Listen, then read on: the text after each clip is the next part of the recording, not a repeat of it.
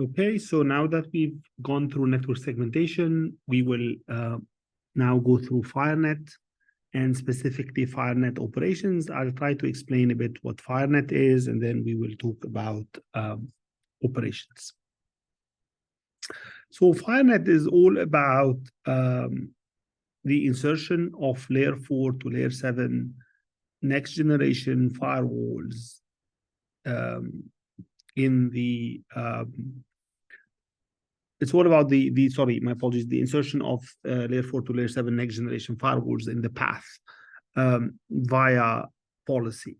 So what you can see here is we have a bunch of firewalls. These could be your Palo Altos, your checkpoints, your Fortinets, or any other firewall vendor of your choice. And what's interesting about the solution is we do it end to end. We ensure the routing is going to take the traffic to transit. The transit, if needed, if that VPC or that spoke is meant to be protected, we will send the traffic to one of these firewalls. We will also check the health of the firewalls. We can even bring up the firewalls, specifically either the Palo Alto checkpoint and Fortinet, or we can bring up these firewalls from our UI. We even have a Terraform module to do the same. We can even bootstrap the firewall so that these firewalls come up with an initial configuration.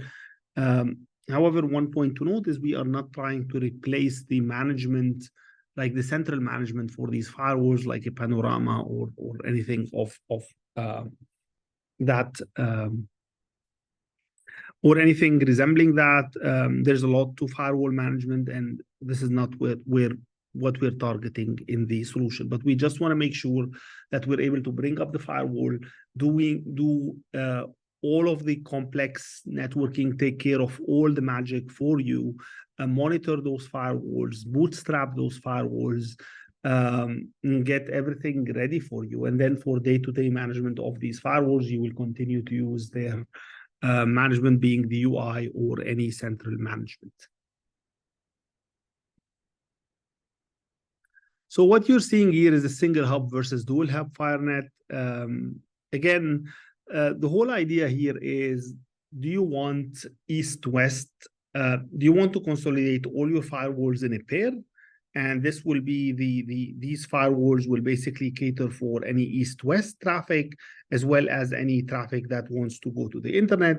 Or do you want to have do you want to consolidate east-west traffic on a pair of firewalls, which is hub 1 in the dual hub FireNet scenario, and do the default routing on the hub 2 scenario? So this is not really a right or wrong discussion. It's just a matter of what is better for your organization, depending on different factors. How much are you concerned about the blast radius? Do you want to, if you want, for example, to do something with the who manages what? For example, there are certain scenarios where there is an edge team that manages the edge firewalls versus data center team that manages data center firewalls. There are things like,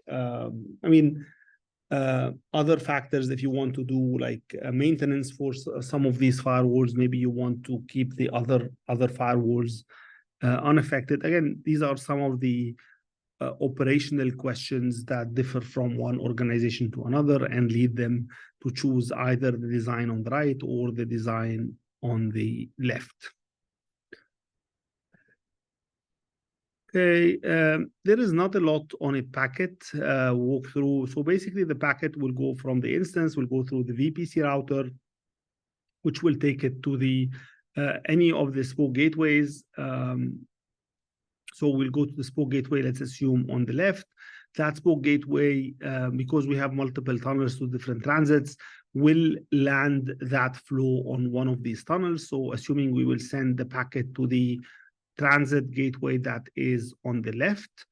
And then from that transit gateway, once it receives the packet, it needs to check if either the source of the packet or the destination of the packet requires inspection.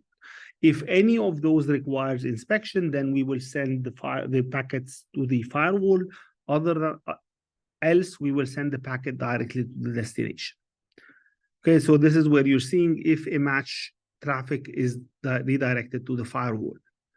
So we will choose one of these two firewalls and send the traffic to that particular firewall. The firewall, the firewall that was selected will actually process the packet and will send the traffic back to its local transit gateway. Local mean the one that lives in the same availability zone. So this transit and this transit, I just want you to imagine that whenever we're doing this, the two transits are in two availability zones, and we're placing one firewall in each availability zone. So one transit and one firewall are local, and the other transit and the other firewall are actually local. Okay, so once the packet goes back to the transit gateway will send it to one of the spoke gateways and will send the packet to the through the VPC router to the instance. Now, the most important thing, obviously, in this case in AWS, the Aviatrix, the transit gateways are the ones that are monitoring the health of these firewalls, and they are the ones that are load balancing the traffic across the different firewalls. What is important to note now is for the return traffic, the only requirement, the most important thing is the traffic needs to go back to the same firewall. Otherwise, we will have asymmetric problems, and I mean, it's not going to end up it's not going to end up well at all if this firewall sees the SYN packet and the other firewall sees the SYN ACK. That firewall might actually reject the flow. So we want to ensure that the same firewall that processes the request is the same firewall that processes the reply. And this is what we do with our symmetric hashing. So this is the return flow. Again, I won't bore you through the details, but the most important thing, even if the traffic goes to any of the transit gateways, that transit gateway will run the hashing algorithm. And that hashing algorithm is going to ensure that the traffic needs to go back to, the traffic will go back to the firewall, which is number 4, that handled the initial flow. Again, this is not session sync. This is just a hashing algorithm that ensures if you do a source destination or a destination source, we will always end up with the same firewall for that particular flow. Again, the stateful firewall will return the packet after doing the processing to the local transit gateway, which will give it to the spoke gateway. And then the spoke gateway will give it to the VPC route table to give it back to the instance. Same thing in Azure. The only difference, the main difference is in Azure, we always make use of the Azure's internal load balancer. So the transit gateway is not the one that chooses to which firewall we send the packet. The transit gateway only gives the packet to that load balancer, and the load balancer is the one that monitors the health of the firewall and is the one that decides which packet, which firewall will actually handle that particular session. Other than that, everything remains the same. Worth noting that even though this is a CSP component, Aviatrix manages the end-to-end life cycle of all of these components, including the internal load balancer. Okay, so probably the same thing. The packet will go to the spoke gateway will send transit gateway. The transit gateway will check, does this flow, any source or destination need inspection? If it does, it now sends the packet to the load balancer. The load balancer will do hashing to decide which of its backend pools, basically which firewall to send that flow to. So assuming it selects the one on the left, it will the firewall will do the processing and it will send the packet. It won't send it back to the load balancer. It will send the packet back to the transit gateway. and that transit gateway will actually send it back to the spoke gateway. Similarly, the spoke will send it via the VNet routing table to the instance. Again, the difference in Azure is that the load balancer is the one that is tracking the health of the firewall.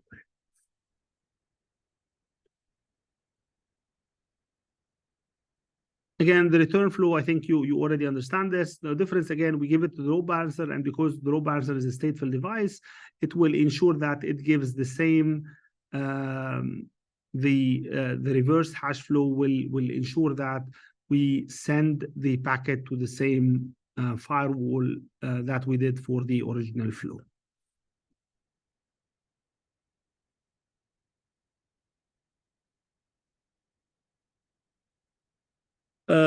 So certain things to look at FireNet, by the way, some of these have been migrated to Copilot, as I will show you.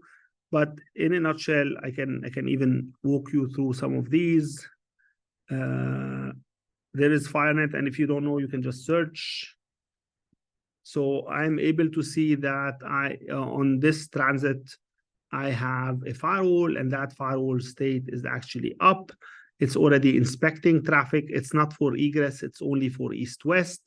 If I go to the firewall, I'm able to see its details, its management UI. If I click on it, I'll open the firewall. And if I click on the on that firewall, I'm also able to see, as part of what we call vendor integration, I'm able to see, by the way, the model of that firewall being a Fortinet, the vendor integration is being configured, and I'm able to see the routing table of that particular firewall. So I am able to see the 10/8, the 172.16, and the 192.168 all pointing to the transit gateway, so that the firewall knows how to return back the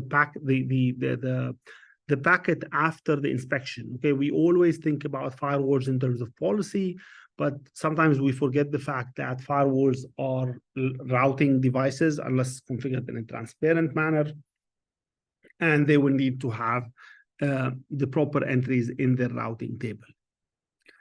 Okay, so what else I can show you?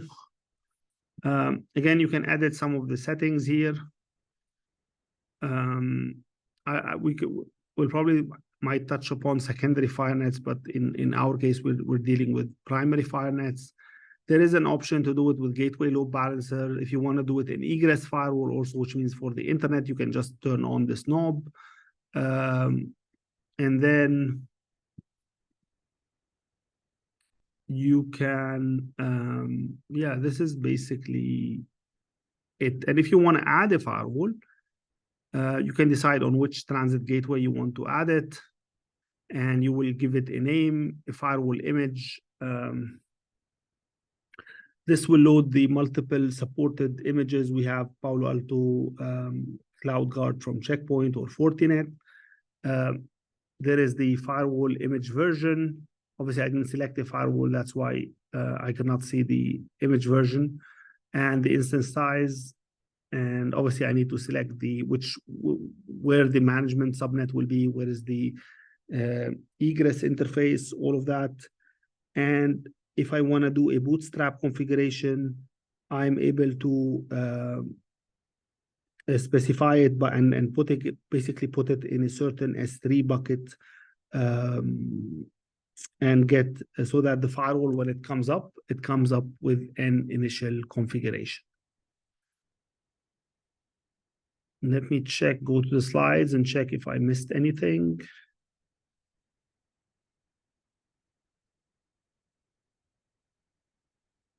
Yeah, this is an interesting one. Let me check if I can find it. 1 second. Yeah. So if you click on the firewall, you can see by policy, you can decide which one has inspection on, which of the spokes have inspection, which of the spokes does not have inspection. So you're able to decide, for example, if you want to turn on inspection for the DC, you can say add, and this will make inspection on. You are also able to see the vendor integration, which I touched upon there. And then these are some of the settings that are also been migrated to Copilot. One of the interesting ones, that's a really big one, is exclude from east-west inspection, which means assuming that you have a VPC that is fully inspected, but then you decide maybe you want to check if that application is slow because of the firewall. So you can exempt a single IP address from being, for that particular workload, the traffic will not actually hit the firewall. So you are able to be very granular on what traffic you're like basically getting a very granular exception for sending traffic to the firewall. So this is a bit on the FireNet. Let me just try to get this out of the way. Sorry for that.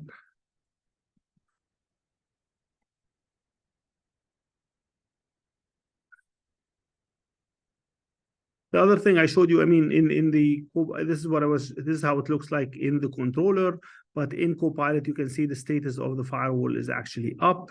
And you can even see it here, it's actually also up. So that's the same thing. That's the old view that you are seeing from the controller. What else? Sorry. And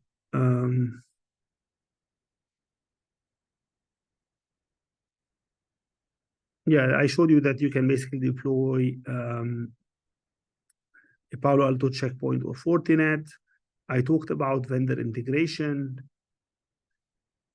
So now we will look at the two labs, 3 and 4.